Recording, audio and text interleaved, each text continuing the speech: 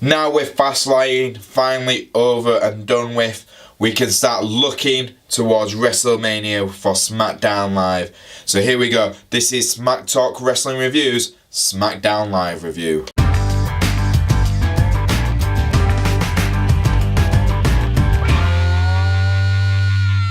We started off the show with AJ Styles, and it was pretty awesome promo. He talked about Fastlane, the six-pack challenge, and now he's focusing all his attention to his opponent for WrestleMania, Shinsuke Nakamura. He knows this is going to be a dream match, and he went, look, I've been thinking about this match as much as everyone else in the WWE universe, and I wanted it to happen. We're going to have it happen now. This is it. Shinsuke Nakamura comes out. Both of them are showing very mutual respect for each other, but Shinsuke pretty much says, my dream is to knee you in the face and win the title. And that's pretty cool. You know, Shinsuke Nakamura's English isn't that strong, but AJ and Shinsuke, you don't need to have a lot of promo work with these two. You just know, let them be in the ring, let them perform, they will steal the show. And honest to God, if they give them time at WrestleMania, this will be brilliant. Both men were doing a back and forth kind of promo until they were interrupted by AJ Styles' opponent for the night, Rusev. And there we go, we'll get on to the first match. So the first match of the night was Rusev taking on AJ Styles, and to be honest with you guys, it was a decent match. Rusev is a great opponent for someone like AJ. He's high up on the mid card, the fans love him, and he's a great heel.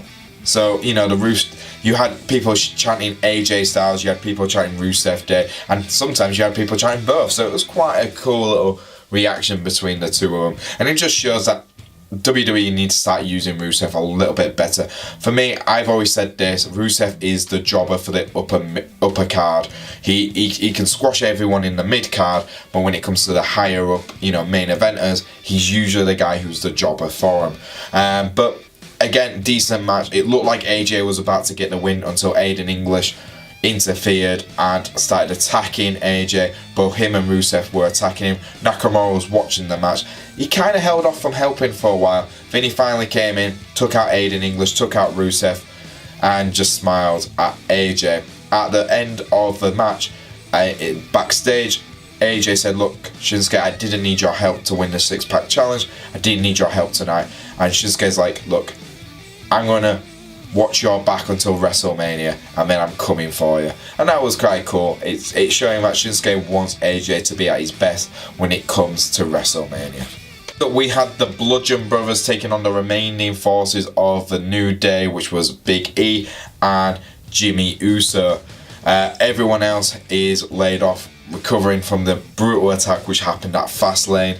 And to be honest, it was quite entertaining. You could see that Big E and Jimmy Uso were still very much banged up, but I think they were the only two who could still walk. And the Bludgeon brothers challenged whoever survived their attack for a match that night. And Jimmy and Big E attacked straight away. They literally didn't give the Bludgeon brothers much time to think. They even got chairs. The Bludgeon brothers used their hammers. It was awesome. Obviously, Jimmy and Big E were injured, and it caused them to lose the match. You could see that they were nowhere near as 100% like the Bludgeon brothers were, and it didn't take long until the Bludgeon brothers got the advantage and got the win. But this is definitely building up a great feud where we're going to see probably the New Day and the Usos taking on the Bludgeon brothers at WrestleMania. But I cannot wait. This is definitely, for me, the best tag team, you know, rivalry we've got right now on WWE, and I cannot wait to see how it continues working its way up to WrestleMania. We had Charlotte and Asuka's first face-to-face since, you know, Asuka decided to take Charlotte on for the SmackDown Women's title at WrestleMania. And Charlotte came out first, and she pretty much stated as well that this is a dream match. And she definitely was, in the back of her head, she wanted Asuka to choose her because she wanted to answer that question. Is Asuka good enough to beat the Queen? Asuka came out. It was a slightly good promo from Asuka. Again, not very strong with her English, but you don't need that when there's some electricity in the air between the two, and there was definitely electricity between them. You could tell this is going to be an amazing match, and it was great. The only downfall for it for me was WWE playing Randy Ortan's music right after their promo ended, and it was like, oh yeah, get out of the ring, girls. Randy Orton's here. And I was like, oh, come on guys, cut to advert, then have Randy Ortan come out. Don't do it when they're doing their face to face, because that was goddamn awesome to watch. So, bit of a shame there by WWE Creative, but apart from that, good face to face. Then we had Randy Ortan cut a quick promo talking about how happy he is to be the new United States champion since he won it at Fastlane against Bobby Roode. And he says he's looking forward to having more challenges against him as the US champion. Bobby Roode comes out and says, look, I've got a rematch in my contract and I'm going to take you on at WrestleMania. This caused Jinder Mahal to come out and say, look, I've beaten both of you. I should have a chance at the US title. And yeah, that kind of pushed us onto the match which we were going to have, which was Jinder Mahal versus Bobby Roode. With Bobby Roode and Jinder Mahal, it wasn't really much of anything special. You had Randy Ortan watching the match on the side, and you had one of the Singh brothers interfering. So, no surprise there. Jinder Mahal got the win over Bobby Roode thanks to the distraction of the Singh brother. And it was kind of like, I've seen this before, not really interested.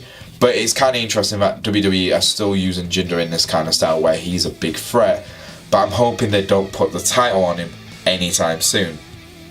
Because, let's be honest, Bobby Roode and Randy Orton's rivalry could build up brilliantly if given time. But I think Jinder's the perfect heel to be put into this match right now. And it's probably the right belt for him to go for. But I don't think he's ready to hold another title just yet. Next up, we had a quick match where we had Carmella versus Naomi. And Carmella got the win. It was quite a nothing match, to be honest with you guys. Naomi she seemed like the stronger opponent for a while until Carmella kind of got a little bit more aggressive. She got the win, and that's 2 big wins on the trot for Carmella. They're really trying to build up her momentum towards WrestleMania. Obviously, she holds the Miss Money in the Bank suitcase, so she could cash in at WrestleMania. There's been a lot of hints that she is going to do that, but we'll have to wait and see. Last but not least for the night was Shane O'Mac's 2 big announcements. Shane O'Mac came out to SmackDown and announced that he will be removing himself from removing himself for a while from SmackDown until he sees fit to come back. And his second big announcement was he's announced a match between Sami Zayn and Kevin Owens, and this was because Sami Zayn and Kevin Owens were doing backstage interviews and they were blaming each other for their losses, as well as Shane O'Mac for the loss at Fastlane. So Shane announced that those 2 will have a match at WrestleMania. Kevin Owens and Sami Zayn were not very happy with this. They came out and said, why are you doing this? And Shane was like, I'm really confused. You 2 get to perform on the biggest stage for any wrestler, and you're not happy. This caused Sami Zayn and Kevin Owens to attack Shane O'Mac and brutally attack him. I mean, there was a bit where they put a chair around his throat, threw him into the ring post, they attacked referees, they dragged him through the gorilla, they attacked him backstage, and they powerbombed him through some metal girders. Now, for me, this is obviously continuing the build-up between Sami Zayn, Kevin Owens and Shane O'Mac's rivalry. Obviously, Shane's going to return it sometime soon. But it was a very big swerve that WWE did. And this attack on Shane will possibly put him out for some time before WrestleMania, I reckon. But we'll have to wait and see. But we also got announced that Daniel Bryan's returning to SmackDown Live next week. So we'll see what happens to both Sami Zayn and Kevin Owens next week when Daniel Bryan returns. And there you go, guys. That was SmackDown for this week. What did I think? I thought it was a very safe show for what they needed to do. You got your face-to-faces with every champion and their opponent pretty much. The build-up for the US title looks very set in stone now. And the tag team division matches look really good.